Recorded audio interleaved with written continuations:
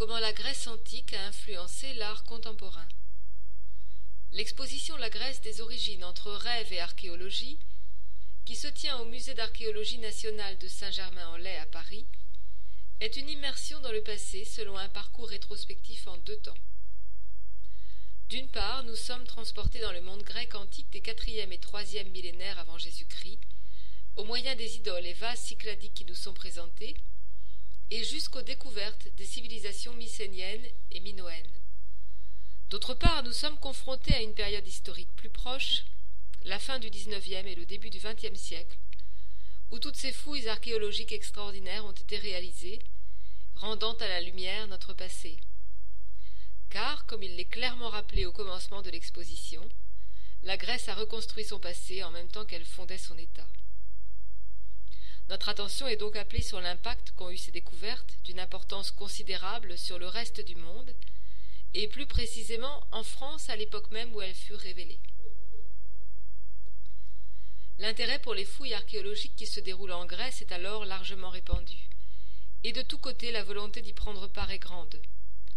En plus de la fondation en 1834 du service archéologique grec, l'école française d'Athènes pour l'étude des antiquités est fondée en 1846.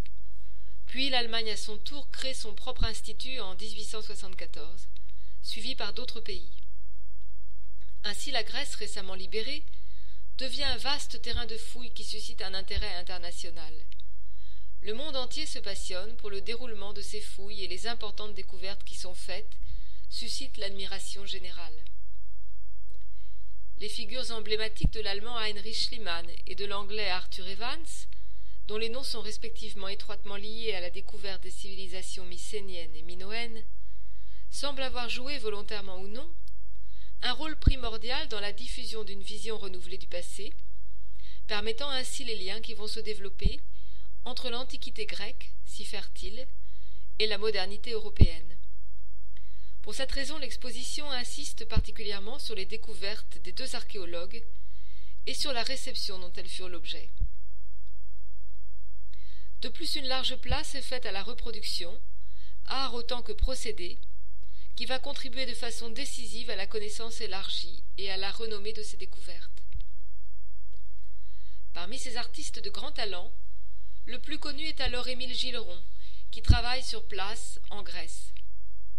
En collaboration avec une entreprise allemande, il utilise la méthode des galvanoplasties et vend ainsi beaucoup de reproductions aux grands musées internationaux, contribuant de ce fait à la connaissance des civilisations égéennes dans le monde entier.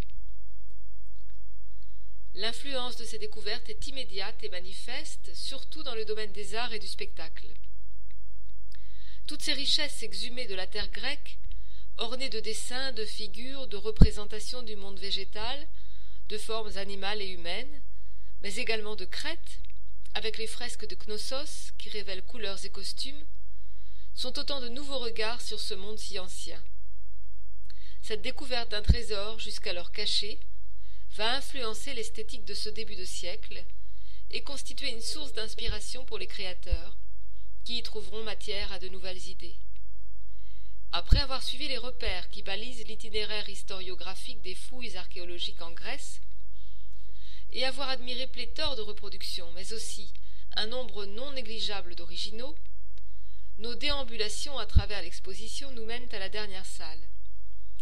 Ici sont rassemblées quelques pièces contemporaines qui attestent avec force l'influence de ces découvertes archéologiques.